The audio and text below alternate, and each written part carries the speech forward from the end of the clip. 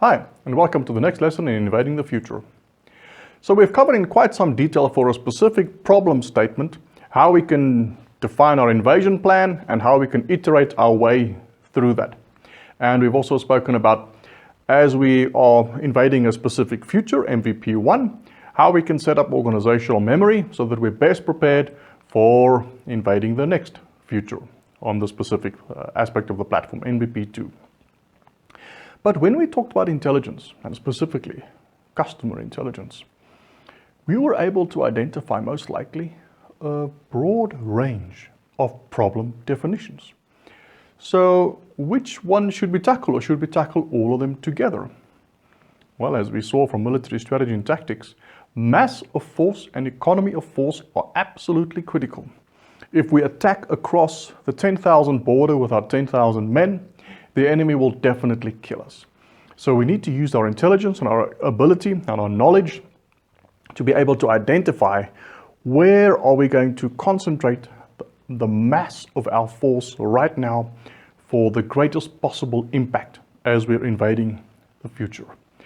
So let's talk a little bit about how to go about that. Now, one way to do it is to say, we have 17 possible invasions and they're all important, and we're just going to invade everything at the same time. You can imagine that in a military situation, this is specifically, really a bad idea. But let's just see how this applies in organizations. So let's say we're talking about projects or, problem definitions, projects. Let's assume they're a bit the same thing.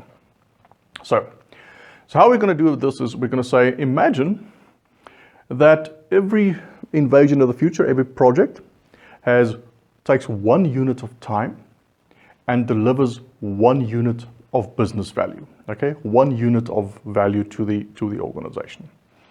And the first example, we're going to say we're going to do these one at a time. We are going to apply massive force and economy of force, and we're going to focus in our organization. And in the first month, time in months on the axis, we're going to be working on Project A. And after that month, Project A goes live. It's out in the marketplace. People are using it and are benefiting from it.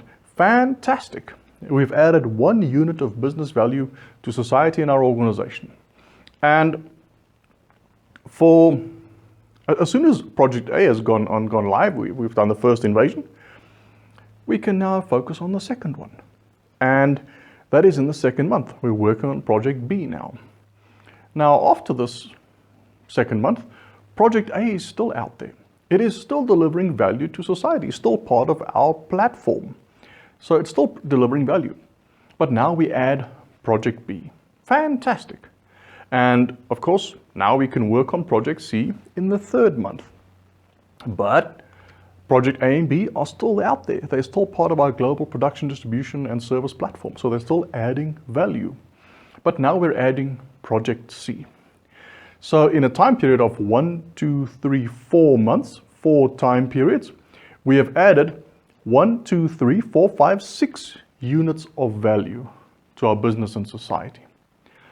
Well, let's look at it the other way. So let's say that in our organization, we are not so great at applying massive force and economy of force, and the executives and whoever is in charge or product management just say everything's important, it must all happen together because it's all important. Well, let's try that. So in the first month, we do the first bit of Project A, the first bit of Project B, and the first bit of Project C. What goes live after the first month? You're right, nothing. In the second month, let's do the next bit of Project A, the next bit of Project B, and the next bit of Project C. What goes live after month 3? Month 2? Yeah, exactly, nothing. Well, in the third month, let's do the next bit of A, the next bit of B, the next bit of C. And what's going to go live after the third month? If you said nothing, you're correct. Why? Well, we'd be lucky if by month 5, maybe, Project A, B, and C go live together. Why? Why is it taking longer?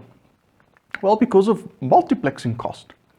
You see, we're busy with all the complex problem solving in A, and we're just making progress. And then we go, we've invested 2 hours now in Project A, and we're almost getting there, but unfortunately we have to go to this workshop about project B now.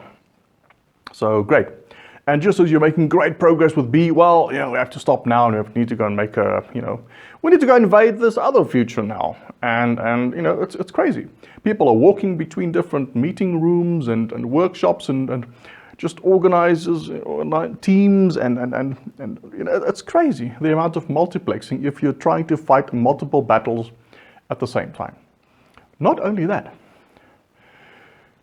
let's say in our first example, when we're tackling these one at a time, let's say we're busy with project A.